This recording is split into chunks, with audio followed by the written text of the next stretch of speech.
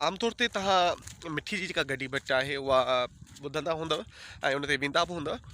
ही नई गड्डी भिट आहे जेका हाणे जिते मुख़्तलिफ़ माण्हू घुमण जे लाइ अचनि पिया। सो असीं बि हलूं था उते ऐं तव्हांखे विज़िट था करायूं नई।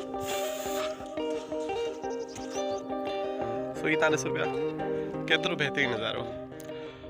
हीअ अञा सावक वधंदी आहिस्ता आहिस्ता। हिते तव्हां ॾिसो पिया गुड्डू पाकिस्तानी घनश्याम ऐं आतिफ़ फोटोग्राफी कंदे। असीं अञा अॻिते वधूं था।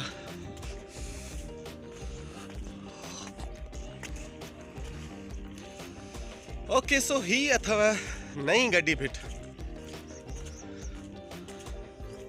ही नंढी आहे डेफिनेटली ऐं वॾी गड्डी भिट बिल्कुलु ही साम्हूं आहे। ऐं ही शहर जेको आहे इहो मिठी आहे, मिठी शहर।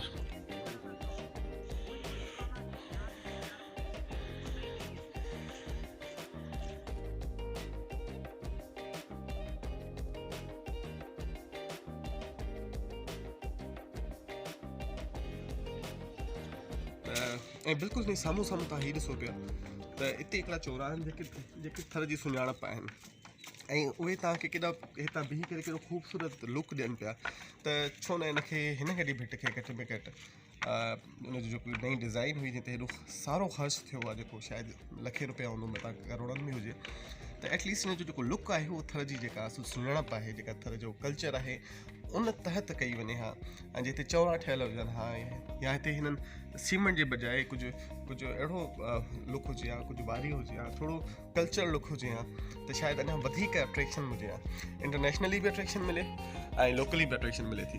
हाणे इंटरनेशनल लेवल ते जेको विज़िटर अचे त तव्हां छा था सम्झो त हीअ जेको लुक आहे, जेको सिंपल दीवारूं आहिनि ऐं जेको किथे बि ठाहे सघिजे थो, जंहिंसां थर जी कल्चर जी सुञाणप न पई थिए, छा इहो अट्रैक्ट कंदो कंहिंखे बि? त मूंखे नथो लॻे त हीअ जेका इन्वेस्टमेंट थियल आहे उहा एतिरी वाइज़ आहे। या इन्वेस्टमेंट न थियल हुजे हा त शायदि हीअ भिट अञा वधीक ख़ूबसूरत हुजे हा।